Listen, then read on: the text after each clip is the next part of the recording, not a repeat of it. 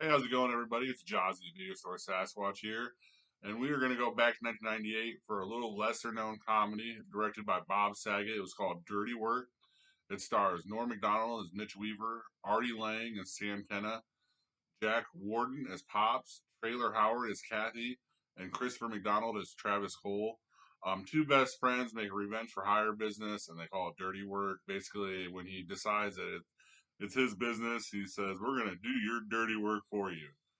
So we start with Mitch as a kid. He's getting thrown into a dumpster by the class bully. This makes him kind of start. We kind of see his start for revenge here because he plants his friend Sam's dad's guns in this kid's desk, and the kid gets suspended and expelled and stuff like that. And then, as more and more as he's a kid, we see him also get a crossing guard who grabs kids. He super glued the back of his pants together, and the guard grabbed him, of course. And he's like, "Hey, look at here, we got a child molester." Blah blah blah. It's very funny.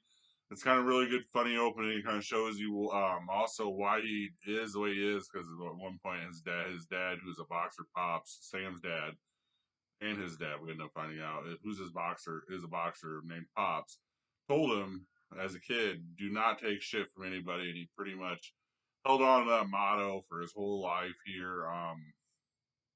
We see him get older.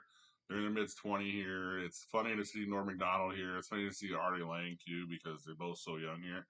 And like I was kind of excited when I went back and I was looking at everything and it's directed by Bob Saget. I was like, "There's no way! Like, this is just kind of like a perfect little movie to bring it up to people that maybe they've forgotten about, hadn't watched in a while, maybe they never even knew it was around to watch." Um, well, anyway, let's get back to this. We see them. It's an older Mitch. It's Norm Macdonald. He gets fired from his pizza delivery job for being late. His girl's throwing his stuff out of the house. He's like basically like, "Oh, it's over," and then another thing happened. And then his buddy comes and consoles him. And he's like, "Can I stay with you?" Pretty much. And Sam's like, "Of course you can, because what else are you gonna do?" We first see Pops here later on in life. He's watching a female workout show intensely. I pretty much will probably be that old man when I get that age. We go to a bar. We meet Mitch and Kathy. Also, we see Chris Farley here for the first time. This is where he gets where we find out he has his nose bitten off by a Saigon hooker. This is actually Chris Farley's last movie he did before he passed away.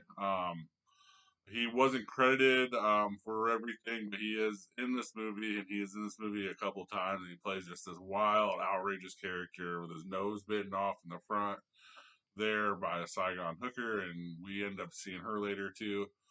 After this, they get into a fight with a bunch of frat kids, and they get back at the frat kids by sending the cops to them. It goes again to show you that even as adults, they weren't going to take shit from anyone, even though they got their ass beat. They still led these kids into believing that there was fake cops in the area by prank phone calling them and send the real cops there. So they immediately started fighting. This is where, after all this happens, Sam's dad has a heart attack here, and he is not looking good. Basically, Dr. Farley. It's kind of funny. It's Dr. Farley, who is played by Chevy Chase. So there's some heavy hitters in this because Adam Sandler's in this as well. Chevy Chase. We're about to find out Don Rickles was in this. So Chevy Chase, Don Rickles, Chris Farley, Norm Macdonald, Artie Lang, Bob Saget directed it. It's a who's who of comedy nowadays. Back in '98, these guys were still so young. So we find out that yes, Sam's dad can get a new heart, but he has to pay 50,000 to the doctor who owes gambling debts around town, and he needs 50,000 in 2 weeks. They agree to it. They start by going. We get a montage of them getting a bunch of jobs. One of them was like a construction job. And like, yeah, by the way, we've never done construction our entire life, so we have no idea what you're talking about. So they get fired and they get hired, and finally, they get to this theater job, and Don Rickles is their boss. As I said, we're gonna get Don Rickles in here, and he just starts roasting Artie Lang for being fat, and just a silly thing that Don Rickles would roast someone for. Gets Norm Macdonald a little bit too, and then so they're like, okay, how the hell are we ain't standing for this. And this is the first time that a bunch of people paid them to do this. because all the workers wanted to see this guy get fired. So they go ahead and pay him, and they do it. That's how we get the idea of getting paid to do it. They put they switched the MIB original movie and Men in Black original movie to a gay porn title, but it's still Men in Black. So the only thing you hear on the screen is, "Hey, look, it's an alien. Let's have sex with each other." It's it's pretty funny. And then so they're opening their business here. Um, her landlord Kirkpatrick's one rule is if you screw me over, I'm gonna punch you in the gut. So Sam says, or Mitch says, "Oh, that happened at Sam's apartment." And Sam was kind of walking by, didn't hear what he said. "Yeah, that's my apartment." Of course, later on, he punches him in the gut. So it's really funny. Like the people that set up the jokes here, it's PG-13, which is kind of funny because you get lost in it and you think about it, and it's so a lot of this is a lot of dirty humor in here, but it's really clean. There's no curse words. There's no heavy R. There's no heavy Fs or anything like that. Um,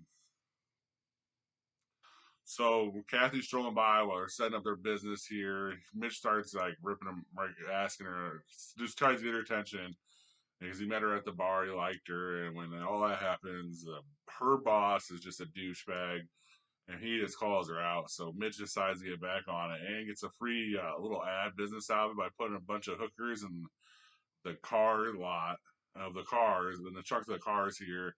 And he just goes and says, "Oh my God, there's just a bunch of dead hookers in your car for all the ad." And he tells them, "If we're going to get back at your boss, do this." We get a bunch of little, so that, gets them business. And we get a bunch of little stupid pranks, little funny stuff. And then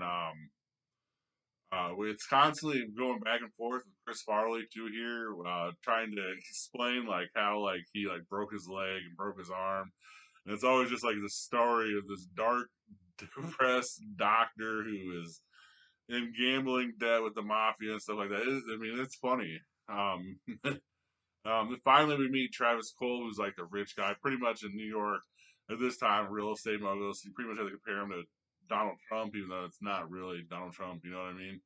It's just that's the rich New York guy here. So just think about that from the '90s, and so '98, especially early 2000s. So he tells the guys, "Hey, I'll pay you 50 grand to go and dismantle this building. Just make sure all the residents get kicked out and it has to be demolished and all this."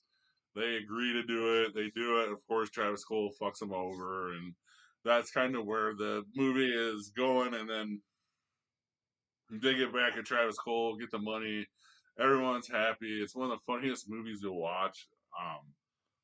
Especially from the '98. If you haven't watched it, you'll just probably laugh at just all the stupid jokes, especially if you were around that time and we're a little older and maybe missed this one, like probably around my age, like 35. You probably get a lot more like the '90s humor of it, but I think if you're any age, you're just gonna get all the humor in this. It's really funny. It's Bob Saget, it's Norm Macdonald, it's Artie Lang. At this time, you got to think Artie Lang is one of the funniest human beings on the radio with the Howard Stern show, where he's about to be. Norm Macdonald's just coming off his SNL run. We have Adam Sandler in this movie who makes a little cameo, who's just about to hit his run. Chris Farley, who unfortunately passed away soon after this, but he's in this. Chevy Chase, who's just right in the middle of his like hiatus, kind of. It's kind of weird that this is the movie that he kind of showed up to, but when you think about it, it's Bob Saget, so it kind of makes sense that we get these guys. And it's they all brought it. It was all funny. It's one of those ones I'm glad I got to watch, and the reason why I did it is just it's like you get a lot of good revenge movies, but you just don't get a chance to get like the funny ones and the good ones. And this week it kind of happened on accident, where all three of them just have this dark humor to the revenge part of it, and I'm glad that they all kind of coincided like this. Even though we're gonna go see The Crow, which is not gonna be dark humorous at all on Sunday. I mean, I have no idea what's I have no expectations for this movie, but I'm sure people do have expectations for this movie. Um, I don't. I'm just gonna go there just see what it is, and I'll report back to you guys. Uh, have a good rest of your day. Have a good night. Thank you very much for watching, and please like and subscribe. Thank you for watching. Please like and subscribe. Comment your top movie picks for Throwback Thursday in the comment section, and see you next time in the cave.